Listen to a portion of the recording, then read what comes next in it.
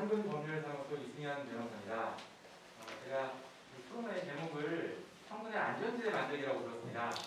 관련해서 제가 어떤 내용에 대해서 해야 될까 관련해서 갈 때 주제 자체는 연립 개념이라고 말씀을 드렸습니다. 원하는 걸 해도 좋다라고 말씀을 드렸어요. 제가 어떤 걸 해야 될까 싶어서 고민을 하다가 청소년 범죄 예방에 관한 부분을 한번 잡아봤습니다. 굉장히 광범위한 부분일 텐데요. 저 같은 경우에는 제 변호사 활동을 하면서 소년법, 흔히 얘기하는 소년보호재판을 접할 때가 많습니다. 그래서 그 재판을 접하면서 느낀 그런 생각들을 좀 정리해 보았습니다. 한번 들어가 보겠습니다. 흔히들 청소년은 대한민국의 미래라고 합니다. 누구나 수긍이 되는 말이죠. 가령 저도 24개월 된 첫째 딸하고 이제 100일이 지난 아들이 있습니다. 그 친구들이 제 역할을 대신할 것이니까요. 이제 그 아이들이 미래죠. 그렇다면 당연히 대한민국의 미래인 그 아이들의 정신적으로 건강하고 육체적으로 건강한 것이 대한민국의 미래가 밝은 것입니다. 근데 그렇다면 그 육체적인 정신적인 건강을 정할 수 있는 기준이라는 건 없잖아요. 다만 이건 정할 수 있을 것 같습니다. 범죄는 적어도 사회에서 범죄는 최소한의 도덕이라고 합니다. 적어도 이걸 지키지 않으면 너 범죄자로 처벌할 거야 라는 룰입니다. 근데 만약에 청소년들이 그 룰을 지키지 않는다면 적어도 최소한 정신적으로는 지금 건강하지 못한 상태라고 평가할 수 있을 것입니다. 그렇기 때문에 여기서 청소년 범죄 예방에 대해서 얘기를 하는 것이고요. 관련해서 청소년 범죄라고 할 때 청소년 범죄 기준은 어떻게 잡을 수 있을까요? 다양한 개념들이 아마 있을 것입니다. 관련해서 여러 가지 기준들이 있을 것인데요. 저는 그 기준을 이렇게 한번 잡아봤습니다. 일단 청소년 기본법이 있습니다. 청소년 기본법에는 청소년의 개념을 이렇게 정하고 있습니다. 3조 1호에 나와 있는데요. 청소년이란 9세 이상 24세 이하인 사람을 말한다 라고 되어 있습니다. 그리고 다른 법률에서 청소년에 대해서 다르게 정할 때는 그때그때 다시 정할 수 있다고 되어 있는데요. 일단 청소년 기본법상으로 청소년은 9세 이상 24세 이하입니다. 예를 들면 우리 대한민국에서 초등교육이 처음 시작할 때가 8살, 많은 치면 7살이라고 할까요? 그러니까 이제 한 초등학교 1학년, 2학년 정도 이상부터 24세니까 대학을 군대를 안 갔다 오면 졸업할 나이 정도까지 청소년을 보고 있는 것입니다. 청소년 기본법에서는요. 일단 그렇게 보고 있고요. 그러면 소년법이 있습니다. 소년법은 범죄를 저지른 청소년을 보호하는 목적의 법입니다. 그 목적을 이렇게 정하고 있습니다.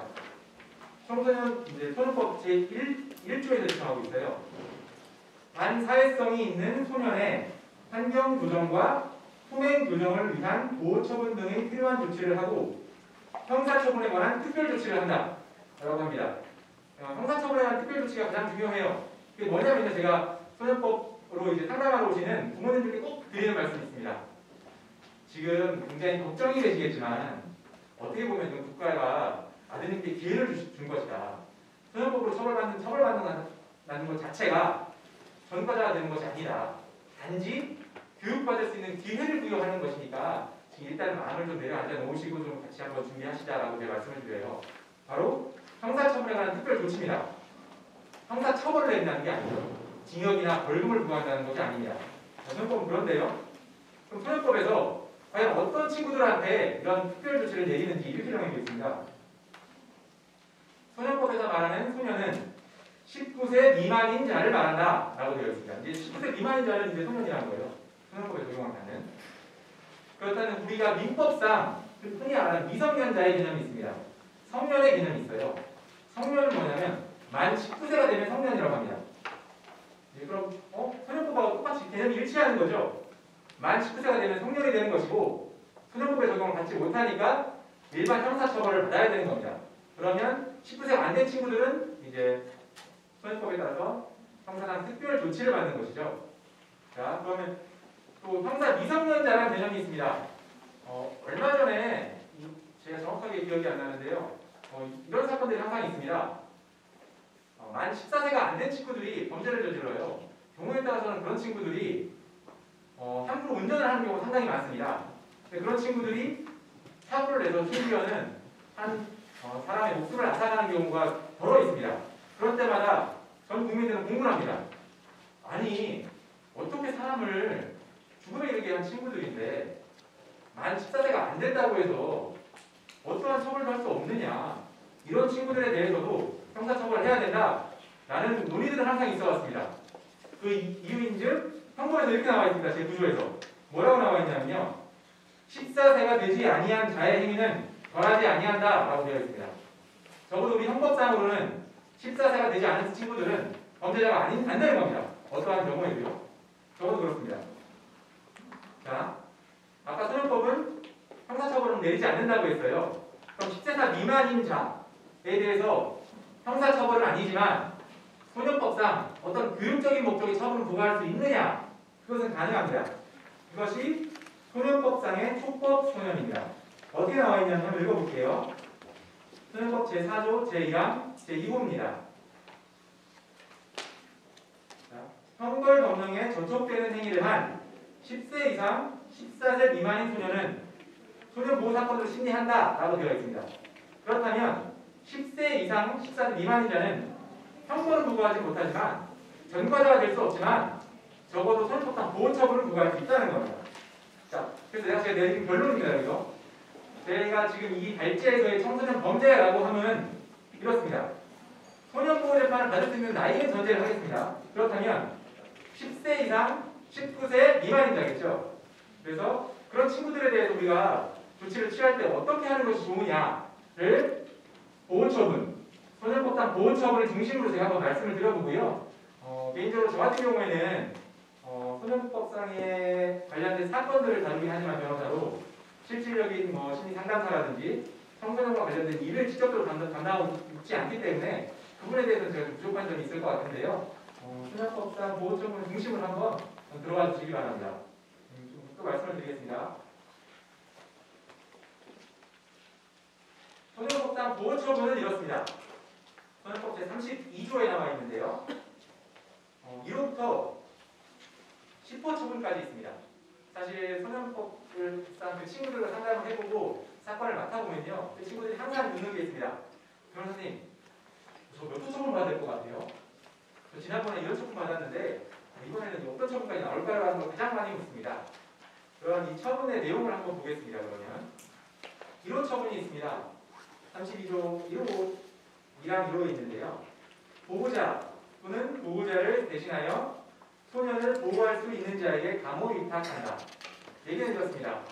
이제 처음으로 좀 범죄를 저지른 것이고 그 정도가 낮고 게다가 그 부모님이 보호할 수 있는 의지가 강력해 보여.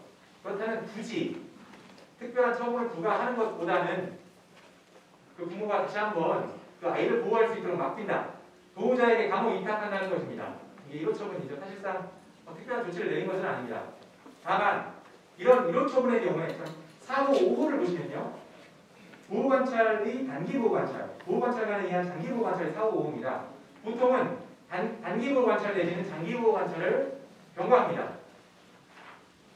이제 보호관찰소가 있어요. 보호관찰소에서 이제 여러 가지 아이들이 어떤 이제 행동을 할 때 좀 자제할 수 있도록 계속 예의주시하고 있는 것입니다. 그런 게 보호관찰인데요. 그래서 보통 소년법상 145 처분, 155 처분이라고 합니다. 처음에 145 처분, 155 처분을 부과하는 것이죠. 자, 두 번째로 145 처분과 155 처분을 부과했는데도 또 범죄를 저지르거나 아니면 뭔가 교화되지 않아요. 이럴 때는 또 이렇게 합니다. 보통은 꼭 정해진 룰은 아니지만요, 좀 더 강화된 처분으로 갑니다. 그것이 6호 처분입니다.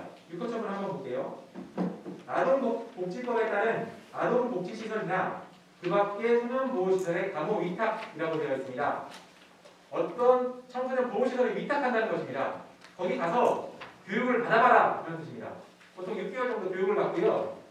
대전, 근교 거기에 있는 보호시설로는 효광원이 있습니다. 효광원이라고 들어보셨는지 모르겠는데요. 거기에 가서 6개월 정도 남자로 치면 요즘에 군생활 같은 생활을 해야 되기 때문에요. 아이들은 굉장히 좀 어려워하는 처분이고요. 보통 6호 처분을 한다고 합니다. 보통 6호, 5호 처분 같이 하기도 하고요. 이런 처분을 받고요. 6호 처분과 비슷한 처분으로 7호 처분이 있습니다. 제가 최근에 한 소년보호 사건에서도 이런 게 내렸는데요. ADHD라고 말씀 들어보셨을 거예요. 정확한 건 모르겠는데요. 일종의 좀 주의력 결핍한 행동 발달 장애 같은 겁니다. 그런 친구들을 보면 상담을 해보면요. 정말 약간 주의력이 좀 떨어지는 그런 느낌이 나요. 그 아이의 문제가 아니라 우리가 모르게 집중을 못하는 겁니다. 그런 친구들한테는 사실은 단지 교육만 중요한 것이 아니라 어떤 정신적인 치료가 필요합니다. 사실 그 정신적인 치료를 하기 위해서 소년 의료보호시설에 위탁하는 처분이 있습니다. 사실 자주 이루어지진 않아요. 왜냐하면 이런 정신적인 치료를 받는데 함부로 시설에 그냥 묶어두는 것이 좀 쉽지 않기 때문에 부모님을 통해서 정신과적인 치료를 받으라고 하는 경우가 많습니다. 이건 좀 여담인데요. 제가 정신병원 이제 흔히 말하는 이제 정신진료자들과 관련된 이제 시설 같은 데 활동을 해보면요. 저는 사실 놀라는 경험을 합니다. 왜냐하면 제가 생각하는 정신적인 치료라는 것이 과연 약물로 조절이 될 수 있을까라고 하는데요. 실질적으로 약물로 조절되는 경우가 굉장히 많습니다. 약을 꾸준히 먹는다는 것은 굉장히 중요해요. 그래서 경우에 따라서는 그 아이를 통제하지 못하는 부모가 있거나 내지는 아이를 통제할 수 있는 부모가 없거나 아니면 할머니, 할아버지가 통제를 해야 되는데 적절히 통제가 되지 않아요. 근데 약을 꾸준히 먹여야 돼요. 그렇다면 이런 치료 처분을 하는 것도 좋은 방법이라는 생각이 듭니다. 일단 그렇고요. 자, 육포 처분. 어떤 시설에 가서 교육을 받으라고 했는데도 애가 말을 안 들어요. 또 범죄를 저지릅니다. 그런 경우는 정말 허다합니다. 그런 경우에 이렇게 합니다. 585 처분이라고 보통 얘기를 해요.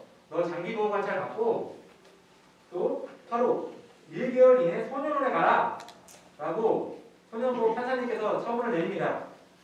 1개월의 소년원 송치 처분은 어떤 뜻이냐면요. 소년원에 직접적으로 간다기보다는 너 다음번에 소년원에 진짜 갈 수도 있으니까 한번 경험해봐라 이런 뜻입니다. 보내요. 그럼 가서 교육도 받고 뭐 이러다 보면 진짜 소년원에 가지 말아야겠다는 생각을 해야 되겠죠. 아이들이 친구들이요. 근데 그럼에도 불구하고 또 범죄를 저지릅니다. 그럴 때 부과되는 처분이 단기 소년원 송치 내지는 장기 소년원 송치입니다. 여기 저희 제가 자료로 보면은 구호 처분 내지 10호 처분입니다. 자, 9호 내지 10호 처분은 이래요. 내용은 어떻게 되냐면요. 단기 소년원 송치는 6개월 이내 단기 소년원이고요. 10호 처분은 2년 미만 장기 소년원 송치입니다. 그럼 이런 소년원 송치 처분이 부과되는 친구들 대부분은 이렇습니다. 첫 번째, 두 번째, 세 번째, 네 번째, 다섯 번째 계속 범죄를 저지를 때 보냅니다. 바로 보내진 않아요. 그때 관련된 부모님과 상담을 또 해보면 또 이런 말씀을 하십니다. 소년원에 가면 아이가 이상한 것을 배워오지 않을까요? 라는 것을 부모님들이 가장 걱정하세요. 그래서 제가 직접적으로 소년원에 가서 관찰을 해보거나 생활을 보진 않았기 때문에 저도 사실은 이 부분에 대해서 확답은 드릴 수는 없는데요.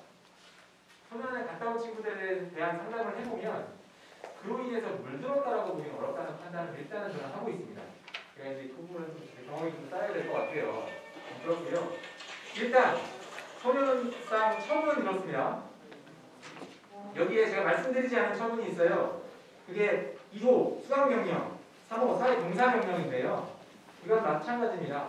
우리가 학폭법 경험하신 분들 있으실 거예요. 혹시 학폭법에 보통 뭐 교육을 받는다든가 아니면은 사회봉사를 시키는 걸 병과합니다. 마찬가지예요. 선생님께서 그걸 병과합니다. 그때는 보통 부모님도 같이 병과하는 경우가 많습니다. 부모님도 좀 교육을 받아보셔야 되고 같이 사회봉사를 하시는 건 어떻습니까? 라고 하는 경우가 있습니다. 이런 처분들이 있고요. 자, 이런 처분들은 소년들을 교화해서 좀 사회에 잘 적응하고 부모님과 잘 소통하고 정상적인 교육을 받아서 사회의 건강한 일원으로 되기 위한 하나의 교육 목적의 처분들입니다. 처벌이 아니에요. 이런 상황에서 동시에 하는 처분이 또 있습니다. 이게 또 굉장히 중요합니다. 소년법에서는요. 제18조에 임시조치가 있거든요.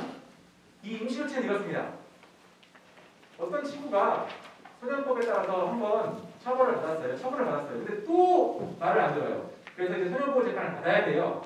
근데 재판이란 건 바로바로 진행되지 않습니다. 한 달이나 두 달 뒤에 이제 재판이 이루어져요. 그럼 그 기간 동안 어떤 조치를 내립니다. 판사가 야, 너 한 번 말 안 들었으니까 임시조치를 받아 소년분류심사원에 갔다 와 라는 한 달 위탁 처분을 합니다. 대전 쪽, 이제 충청 쪽에서는 대산학교라는 곳이 있어요. 저희 산대 쪽에 있습니다. 거기에 한 달 동안 아이들이 그 시설에만 갇혀서 생활을 해야 됩니다. 그때 아이들이 참 많은 것들을 생각하게 돼요. 제가 상담을 해보면요. 그래서 그런 처분들이 좀 중요합니다. 어쨌든 지금 현재 소년들이 범죄를 저질렀을 때, 우리 청소년들이 범죄를 저질렀을 때 그것에 대한 우리 현행법상 조치는 이렇습니다. 이렇게 해서 이런 법률상 조치를 통해서 아이들을 교화시키려고 합니다. 그렇다면 이 교화 방법들이 과연 실효적일까요? 개인적으로는 판단해 봤을 때는 제가 다른 다양한 방법들은 잘 모르지만 일단은 저는 실효적이라고 생각합니다. 어떤 의미에서 실효적이냐면요. 첫 번째로 실제 청소년들이 판사 앞에서 소년보호 재판을 받게 되잖아요. 그러면 이렇게 생각합니다. 내가 큰일을 한 번 저질렀나 보다. 이거 이렇게 되면 사회에서 어떤 불이익이 부과되는구나라는 것을 직접적으로 깨닫게 되는 계기가 됩니다. 그 자체로도 청소년 범죄 예방할 수 있는 보호 기능이 있어요. 두 번째입니다. 동그라미 2번으로 적어놨는데요. 저는 이 부분이 굉장히 중요하다고 생각합니다. 실제 청소년 범죄를 저지른 부모님들과 또 상담을 하게 되고 청소년 범죄를 저지른 그 친구들의 보호 소년의 부모님들이 이런 사건을 접하게 되면서 많은 생각을 하시게 돼요. 지금까지 내가 아이들을 어떻게 키워왔는지에 대한 단추를 하시고요. 고민을 하시고요. 앞으로 어떻게 키워야 되겠다는 고민을 진짜 하십니다. 실제 이 부분이 굉장히 중요합니다. 아이들을 어떻게 키워나가고 실제 무엇이 문제되었는지를 깨닫고 반성하고 실천하는 것은 굉장히 중요합니다. 소년보호 재판을 받음으로써 부모님들이 그런 것들을 고민하게 되는 계기가 됩니다. 이 부분도 굉장히 중요해요. 또 세 번째로 또 이것도 굉장히 중요합니다. 아이들을 아까 말씀드린 대로 잠깐 재판받기 전에 분류 신청을 위탁한다고 하잖아요. 그럼 위탁을 갑니다. 그럼 부모님을 못 만나요. 특히 최근 코로나 사태에서는 실제 지금 접견이 안 돼도 전화로만 해야 됩니다. 진짜 점점 애틋해져요. 부모 자식 간의 관계가 점점 애틋해지고 나를 돌봐줄 사람이 부모밖에 없다는 내지는 나를 보여주는 사람이 부모라는 정서적 유대가 점점 확대하는 계기가 됩니다. 실제 그 부분도 굉장히 중요합니다. 또 세 번째로 보호관찰 측면에서 봤을 때요. 보호관찰은 반드시 부과되거든요. 보호관찰관이 있습니다. 여기서 또 중요한 포인트가 있어요. 제가 보호관찰을 보면요. 보호관찰관과 청소년이 어떤 유대를 가지고 있냐에 따라서 실제 아이들의 교화의 정도는 정말 달라집니다. 실제 보호관찰관과 그 청소년 유대감을 갖잖아요. 그럼 그 아이는 굉장히 좀 교화가 잘 돼요. 근데 그 유대감을 못 갖잖아요. 그러면 그것만으로 재차 범죄를 저지릅니다. 실제 그렇기 때문에 보호관찰에서의 그 유대감 형성할 수 있는 방법들에 대한 고민도 있어야 되고 실제 보호관찰에서도 그런 거에 대한 고민들을 많이 하고 있습니다. 네 번째입니다. 법률상의 원칙은 아니지만 거기서 이렇게 하라고 정해진 건 아니지만 소년법상의 보호처분들은 가중처벌되는 개양성이 있습니다. 아까 말씀드렸죠. 145 처분에서 565 처분, 가중위탁 그 다음에 소년원에 가서 585 처분, 또 90호 처분으로 가중됩니다. 아이들이 더 잘 알아요. 제가 아이들을 만나잖아요. 변호사님 제가 이번에 565 처분 받았는데 제가 다음 585 받아야 되면 소년원에 가야 되는 거예요 라고 이렇게까지 직접적으로 물어봅니다. 아이들도 다 알고 있어요. 몇 번 범죄를 저지른 친구들은요. 그 뜻은 무엇이냐? 아이들도 이로 인해서 스스로를 자제하는 경향성은 분명히 보입니다. 특히나 그 아이들도요. 똑같아요. 어른들이 변호사님 이번에 제가 징역형을 살게 될까요? 집행유예를 받았는데 음주운전 2번 있어도 3번째는 어떻게 해야 될까요? 라는 것 질문을 해오듯이요. 아이들도 똑같습니다. 정말 소년원에 가기 싫어요. 뭔지 모르는 소년원은 부담으로 됩니다. 부담으로 다가가요. 아이들한테. 그렇다는 것은 아이들은 분명히 소년원 가기 전에 내가 한 3번 정도 범죄를 저지르면 소년원 갈지 모른다는 그런 무의식적인 유하력에 의해서 범죄를 자제할 경향성은 분명히 있습니다. 제가 사건을 만나보면요. 그런 부분에서도 어쨌든 예방이 돼요. 뭐 이런 식의 예방이 과연 적절하냐에 대한 의문은 있지만 예방은 됩니다. 또 아까 말씀드린 소년분류심사원에 한 달 동안 갔다 오게 되는 경우가 있다고 했잖아요. 한 달 동안 갔다 오게 되면서 처음으로 아이들이 부모와 단절되고 외부 활동을 못하는 그런 구속된 상태를 처음으로 경험해보게 됩니다. 그러한 경험으로 인해서 아이들이 범죄에 나아가지 않는 경우가 상당히 많이 있습니다. 그런 점에서 저는 현재 소년보호재판과 그거에 따른 처분, 그 방식, 그걸 도와주는 다양한 제도들, 보호관찰이나 분류심사원 등의 제도는 저는 긍정적이라고 생각합니다. 일단은 적어도 부모님과 아이들에게 하나의 계기가 되고요. 두 번째로 실제 범죄를 예방하는 기능이 분명히 있다고 생각합니다. 다만 이런 소년보호 재판 동안 해결이 전부는 아니고 완벽하지는 않아요. 그렇기 때문에 이런 다양한 토론들이 필요하고 다양한 전문가들의 조력이 필요할 겁니다. 예를 들면 일단 그런 아까 소년보호 재판의 방식은요. 범죄가 이루어진 다음에 대한 대응 방식이에요. 범죄가 이루어진 다음에 아이들을 어떻게 처벌하는 형태로 대응하는 것이기 때문에요. 사후적인 조치라는 점에서 어떤 사전적인 조치까지 같이 함께 간다면 좋을 것 같다는 생각이 듭니다. 두 번째로요. 실제 소년보호 재판을 통해서 범죄가 예방되는 부분은 있지만 재밌는 건 또 그 아이들이 또 범죄를 저지르고 또 범죄를 저지르고 또 범죄를 저지르고 판사님들이 이해해요. 너 그때 내가 반성하라고 일사처분 부모님께 보내고 보호관찰만 보냈는데 왜 너 또 그랬니? 다음번에 그러면 너 진짜 소년원 보낼 거야? 라는 게 하나의 재판에서 자주 듣게 되는 말이에요. 그러니까 이건 재범을 막는 방법은 과연 무엇일까에 대한 고민을 해야 돼요. 소년보호 재판은 분명히 재범을 막는 데는 어느 정도 기여하지만 완벽하지는 않습니다. 그렇다면 이런 것들이 어떻게 보완이 돼야 될까? 사실 그런 것들에 대해서 저도 고민을 해봤지만요. 구체적인 방법은 저도 사실 잘 모르겠습니다. 그런 부분들은 아마 다른 전문가분들과도 한번 의논을 해보고 싶고요. 그래서 그런 소년보호 재판을 토대로 봤을 때 제가 청소년 범죄 예방을 위한 보완책, 청소년 안전지대 만들기라는 또 제목하에 있으니까요. 그 부분에 대해서 잠깐 동안 제가 고찰해본 느낌을 최종적으로 말씀드리고 저의 발제를 마치겠습니다. 한번 말씀을 드려볼게요.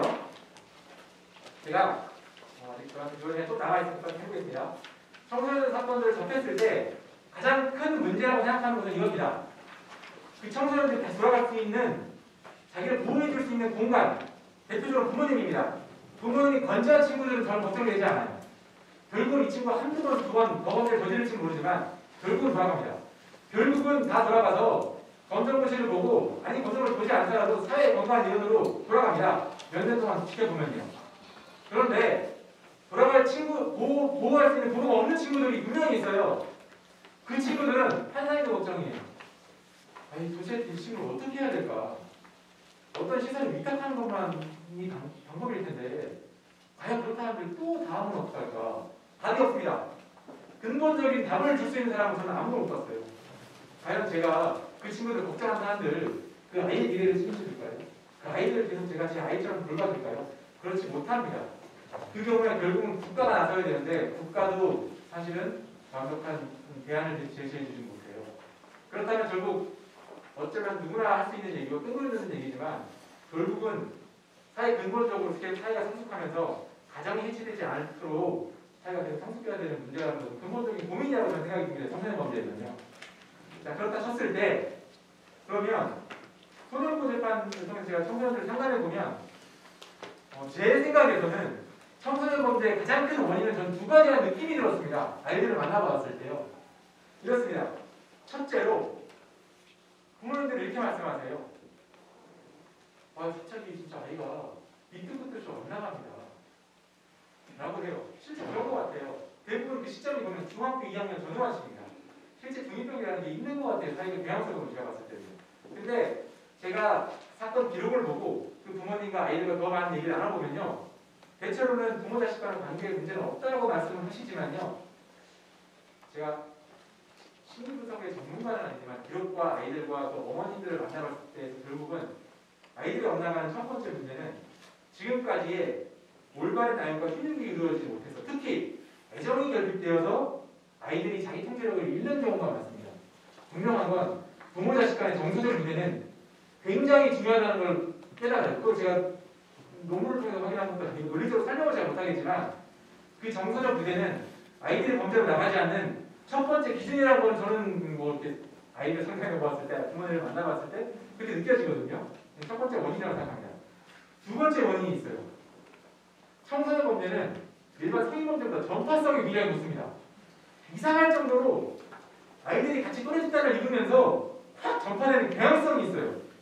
그걸 또 제가 논리적으로 설명을 못하겠지만 이게 전형성이 높다고 제가 그냥 표현을 할 때 일반적으로 지금 제 동료들과 얘기할 때 야, 청소년 범죄는 이상할 정도로 학습이 잘 되고 굉장히 전형성이 높아 라고 제가 얘기합니다. 두 가지 경향성이 저는 있는 것 같아요. 청소년 범죄에서는.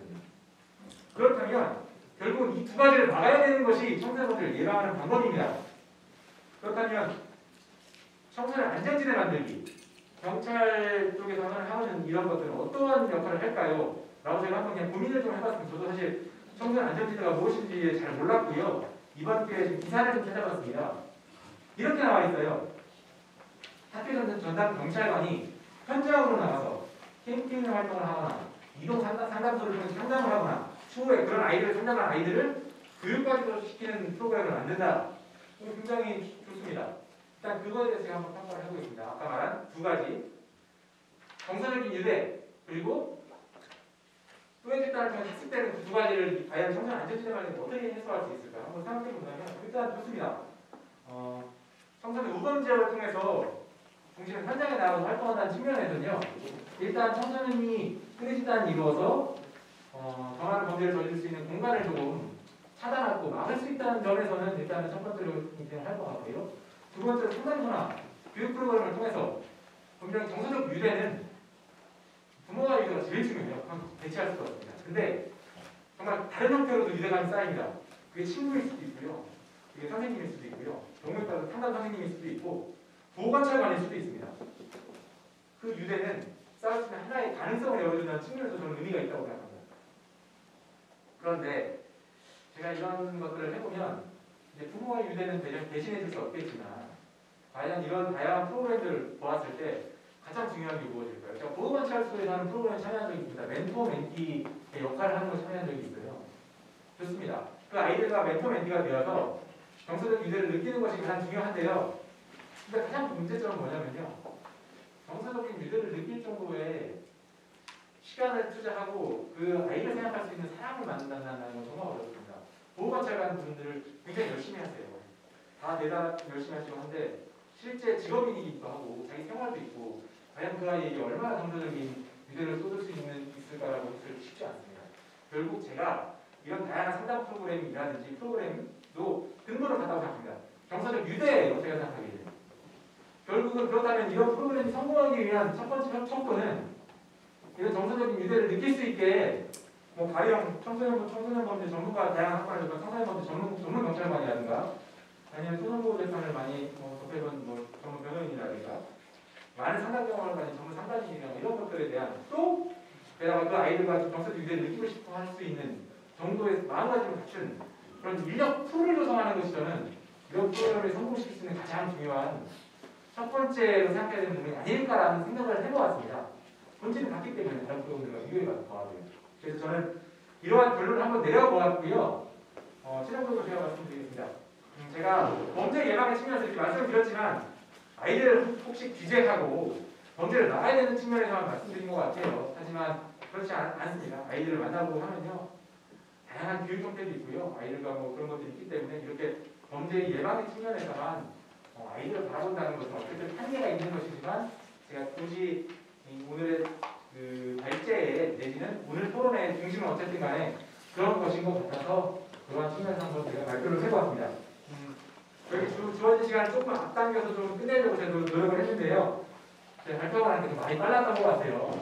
그리고 되도록이면 좀 재밌는 일을 하려고 했는데 좀 그것보다는 토론이 더 재밌어져야 되는 게 맞을 것 같아서 제가 좀 빨리 좀 진행을 했습니다. 빨리 좀 발표를 했습니다. 이상입니다.